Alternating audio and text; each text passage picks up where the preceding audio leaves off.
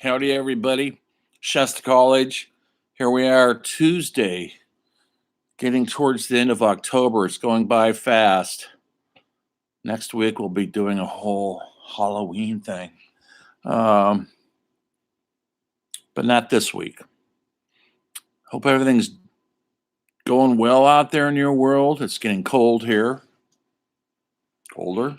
It's over. Fires appear to be put out, so that's good news. Hope you guys are all staying healthy. I've had quite a few COVID illnesses in the class. Take care of yourself, will you? Thank you. We need you.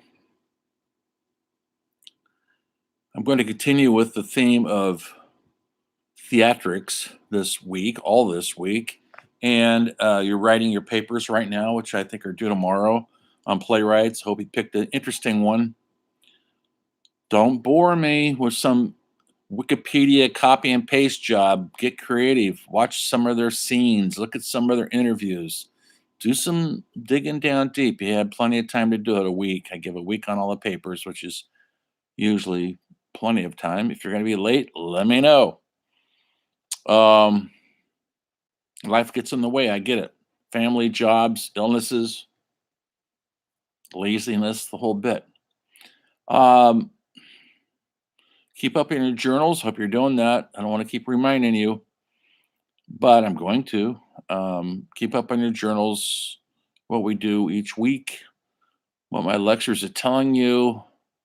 We're kind of out of the book right now. We'll go back to the book a little bit later, but I don't want to take a break from the regiment of that book and kind of do some free form jazz-like improvisation for this month and get us into the 20th century. Maybe you can relate to that. Maybe not. But at least I know one thing: your parents were probably born then. If you guys are Gen Z, you weren't born yet. Your century is the 21st century. Aren't you lucky? Or perhaps not.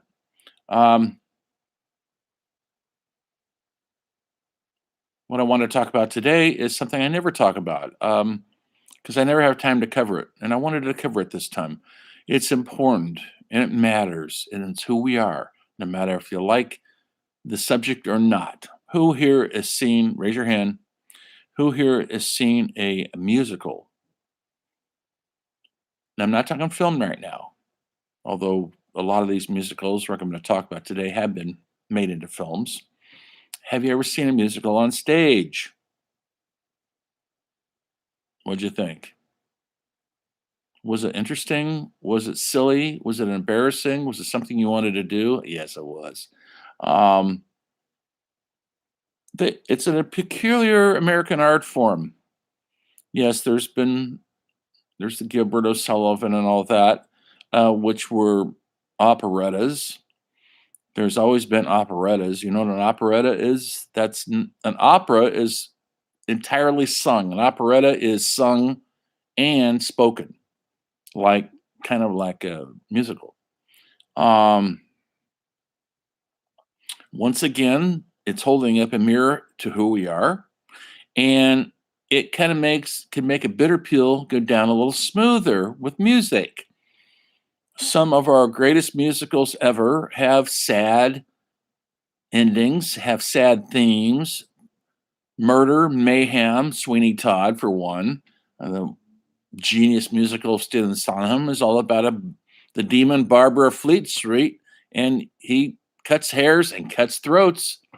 And his girlfriend, Mrs. Lovett, bakes them into pies. That's right. And that's a real thing in history, folks.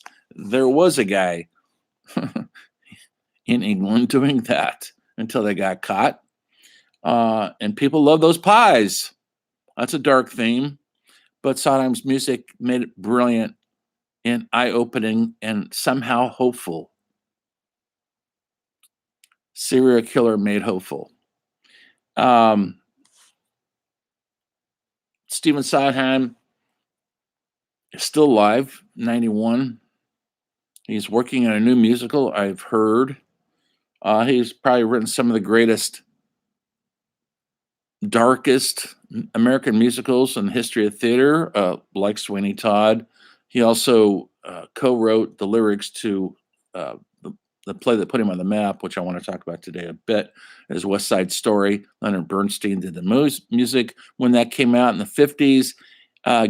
Gangs were starting to take over in New York City. Puerto Rican gangs, Italian gangs, Irish gangs, but it wasn't as dangerous as it is now, where gang members are actually killing each other all the time.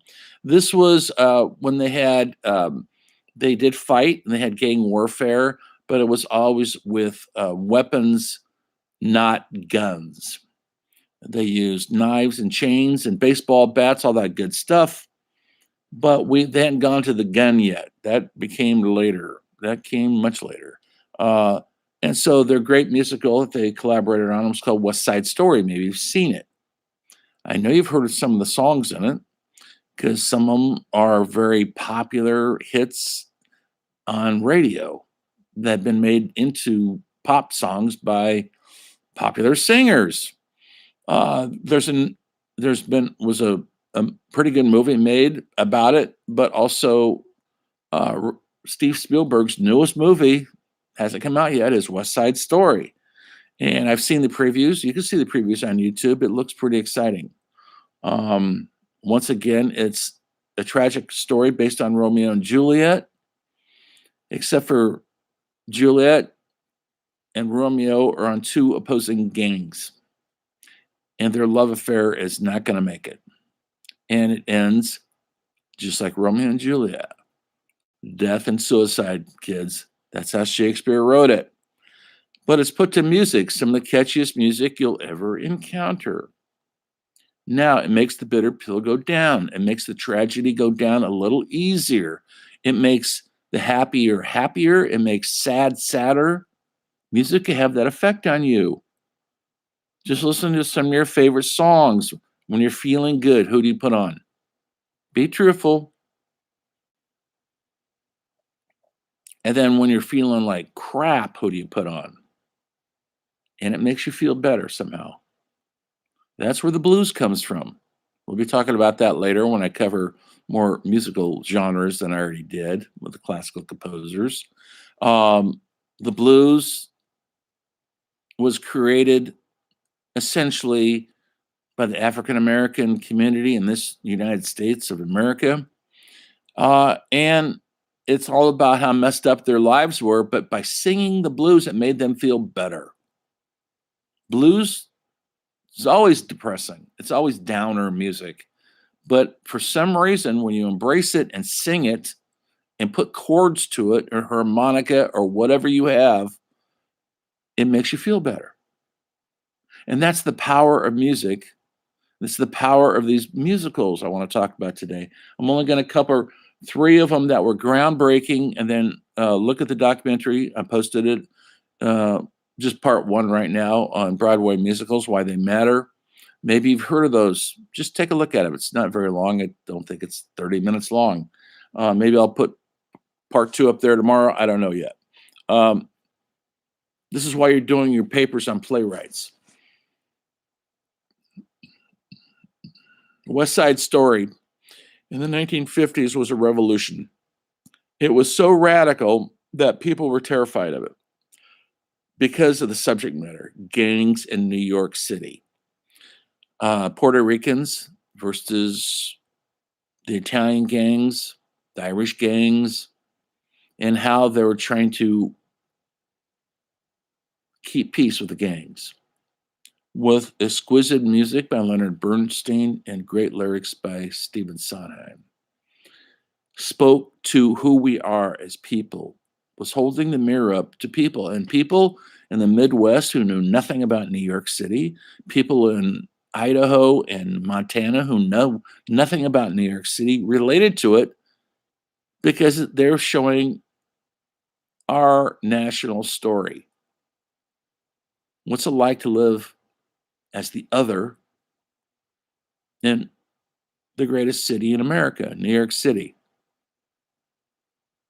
What's it like? This movie is far from white privilege. It's far from what New York is now, which is mostly based on lots of privilege, meaning wealthy, wealthy, wealthy people who aren't dealing with gangs right now. But there is a lot of tragic stuff still going on in New York. The hip hop culture has a lot of violence in it.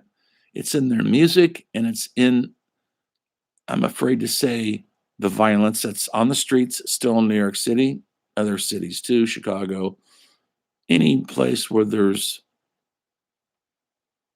people that are struggling against the status quo, whether it's South Central LA, Pittsburgh, Chicago, Detroit. But New York City was the epicenter for this. And West Side Story made a musical out of it.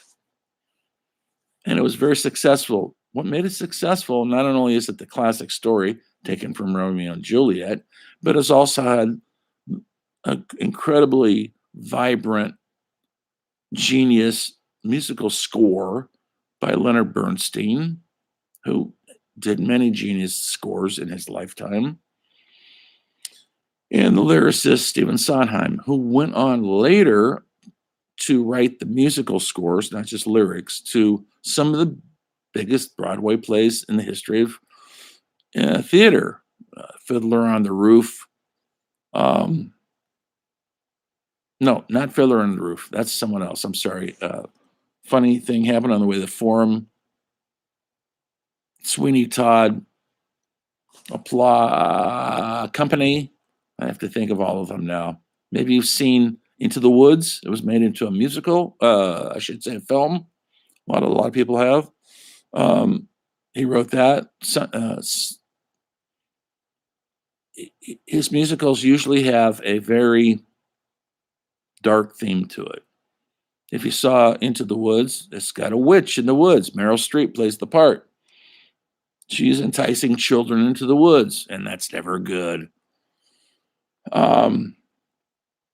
He wrote a musical called Assassins, and the music's wonderful. It's all about assassins in America.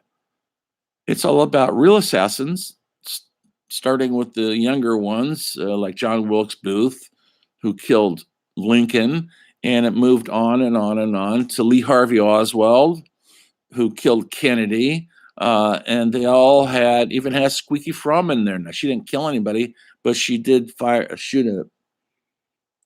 pulled the trigger on an empty gun, and Gerald Ford didn't kill him. But it's part of the assassins, and the play is rather brilliant. We're talking dark here, folks. Can you take dark? I can. That's where I live. But it's all about these misunderstood people who made their mark on assassinations in this country. So that's where Stephen Sondheim's mind is. And it changed the course of theater history, changed the course of musicals. And like I said, he's 91 now, I believe, and he's writing a new musical because you never stop when you're passionate. Okay, so then now we got the 50s. We got West Side Story in the 60s. A musical came along that changed everything. A rock and roll musical. It was called Hair. Hair was a revolution, and I cannot stress it further what a major revolution this was. The writers, Jerome Regnay and James Rodo, wrote the lyrics and the book. That means they wrote the play and the lyrics, and Galt McDermott wrote the brilliant musical score to their lyrics. And maybe you've heard the songs. Hair, maybe you've heard that song. Some of these songs in the 60s and the 70s, before your time, were actually hits on the radio. Easy to Be Hard was actually a hit on the radio. So was Hair, was done by the Fifth Dimension, if you've ever heard of them, and also the Castles. Maybe you've never heard of them. Doesn't matter. Google it. They had a hit song with that. The music was wonderful. It was rock and roll and not just pure rock and roll, but it had a ton of flavors to it that Galton McDermott mixed in there to some of the most memorable songs in the history of musical theater for sure. And it was a new form of musical. If you ever get to see a production of Hair, I would suggest you do so. I've seen it probably 20 times. It was something that swept me off my feet when I was a young person. I even saw it the last time they played it in New York, which is about 2000. They had a rep. They redid it in New York in about 2012, I want to say. And I went saw it, and it was wonderful. They did a great job. Um, it's simply a simple story about hippies kind of panhandling in Central Park. It's all set in the 60s, of course, during the Vietnam War. Everybody's all into free love. Love isn't free, folks. Just thought I'd throw that out there. And you find out when you watch a play like this. There are heartache and there are consequences.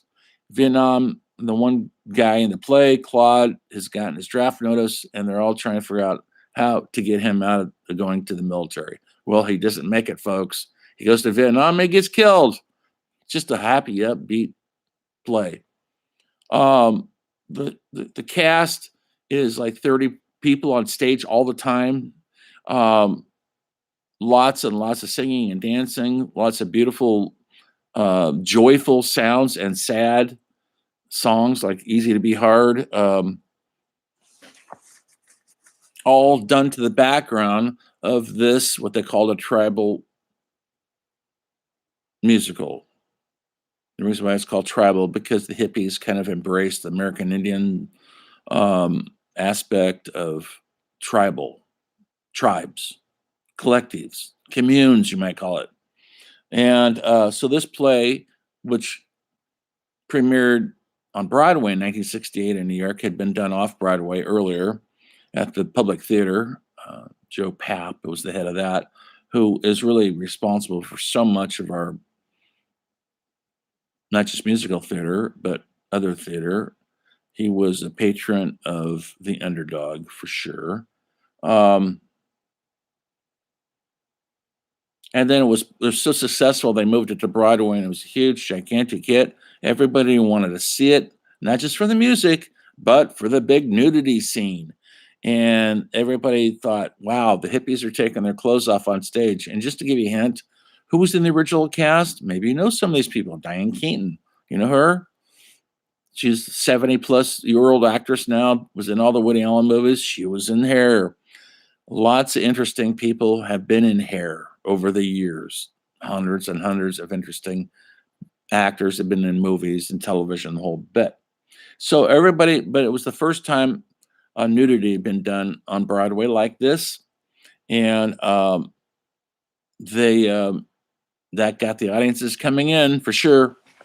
But the audiences were shocked that they loved the music and the whole energized aspect of the young cast, and it was brilliantly directed by Tom Mahorgan, based on new aspects of European theater. Nobody had ever seen anything like it. Played all over the country, eventually played all over the world. Went from Japan to England to France, Germany, South America. You could Google it if you're interested. They made a movie. The movie's okay. Came out. They kind of made their own story up. Music is still there. They changed the story, and a lot of people weren't happy about it. Milos Forman, great director, who had directed One Flew Over the Cuckoo's Nest and Amadeus. He directed it and changed everything there is to change. People still look to that play, and they look to West Side Story on how to write a musical. That's still their reference points. If you've ever heard of a play called Rent, That's definitely riding on the shoulders of Hair and on the shoulders of Steve Sondheim. Rent is a story about artists, creative people living in the East Village in New York City.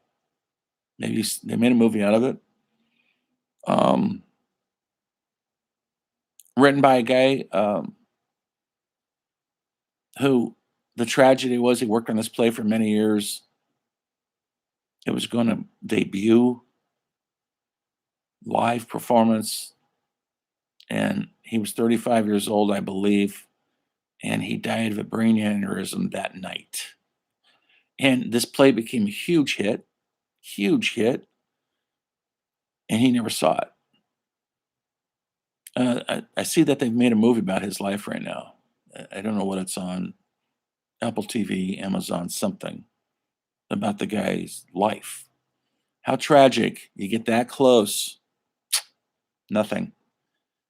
And it changed once again. It was a game changer. And without Hair and Rent, there would be no Hamilton. Have you seen or heard of Hamilton? Lin-Manuel Miranda writes everything. He does the music, he writes the story, and he acts in these. He had done an earlier, very successful musical called In the Heights, which he made into a movie recently. And then he did Hamilton.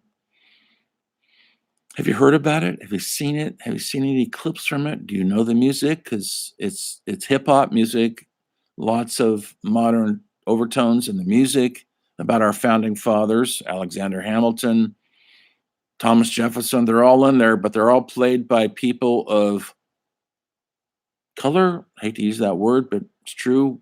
There was no African Americans running our government in George Washington's time, folks. There was no Puerto Ricans. And that's the brilliance of that show. They changed all that. They made, there is no color boundaries in Hamilton. The founding fathers are all of us, and they look like us, not just white privileged guys. Is that taking history and supplement it with a lie? No. Is it retelling this history story? Absolutely, it is. And it's showing the universality of who we are as people. And it has nothing to do with our skin color or what country we came from. It was the melting pot of America. And that's why Hamilton's important to depict who we are and what we are. Is it historically accurate? Absolutely not. He makes mistakes in it. But they make mistakes in everything. All art has great mistakes in it. I know they did a broadcast version of it on Netflix, I believe. Maybe you've seen it, maybe you like it, maybe you know you have the album.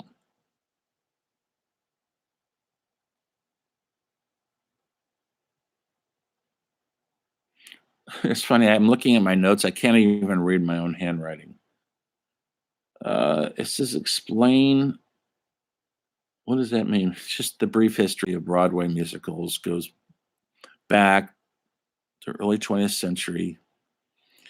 Musicals that swept Broadway in those days were mostly for fun and to kind of get people to forget about their troubles. But then some important musicals came about, like Oklahoma, Carousel, that was dealing with some real issues in a meaningful, beautiful way that still resonates to this day. They still redo these plays over and over again.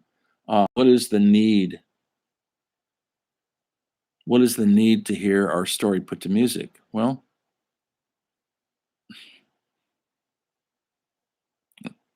obviously there's a need, or we wouldn't have the Beatles or the Rolling Stones or Led Zeppelin or or Tupac or anyone else.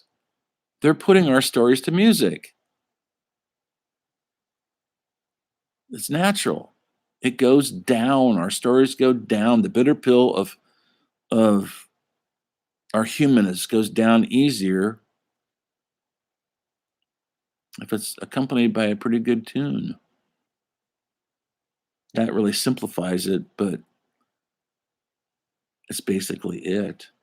There were other great, I can't list all the Broadway plays that have been huge successful, from Phantom of the Opera to Les Mis to Dreamgirls, about, the supposed story about the Supremes. Cats. I think Cats is still playing somewhere. It's played thousands and thousands and thousands of times. People don't get tired of it. They made a pretty bad movie of it recently. Maybe you've seen it, maybe you've read about it, maybe you've heard about it. But obviously, we still have a need. A lot of people mock musicals. Go ahead, you can mock anything. That's all right. I'm an equal opportunity mocker. I mock a lot of things. But when people say, well, musicals are ridiculous because people just don't break out into song and dance, I disagree. I'm always singing in my head. Everything is a song in my head. I was raised on rock and roll, and I still got those songs in my head all the time. It never stops. It's in my art, it's in how I dress, it's everywhere. You don't hide from it, embrace it. If I could break into a song and dance out in public, I would. I'd look like a fool, but then I look like a fool anyway, so it'd probably be no different. Anyway, some amazing musicals out there. Originated on a strip in New York City, Manhattan, Broadway. Have you ever been there? You should take a walk down there, down by Times Square and everything. It's pretty gaudy. It's pretty Disneyfied right now, which maybe you like Disney. It looks like Las Vegas down there, which just kind of puts a sensitive person like me off. But it's been closed for COVID, and it's starting to open it up again. And a couple musicals are starting to come back.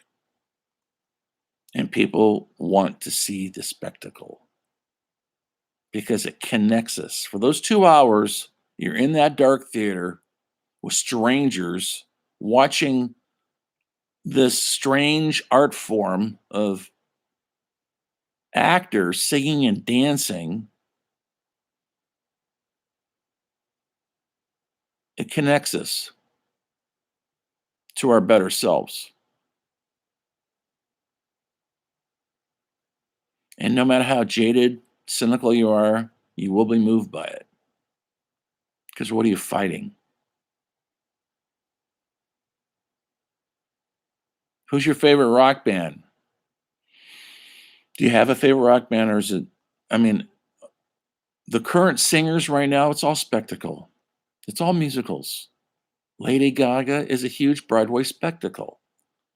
You expect costume changes, lighting changes, dancers on the stage, scantily clad, I might add. And so that's all. You accept that. Rock bands from Metallica to Nirvana all had stage shows. Lighting, smoke. Heavy metal bands, they thrive on that. Theater is with us. It's everywhere. It's just not up there in the precious stage for rich people and to go to and enjoy. It's there for all of us. So watch the documentary I signed. Check out this lecture. And I hope you see a musical. Google one tonight. Watch it. Enjoy it. Start singing along to your favorite songs, whether it's Mary Poppins or Sound of Music or Cats, it's all there. And you know you like some of that stuff. Don't be ashamed of it. Embrace it. It's who we are. See you next time when Story of Humanities continues.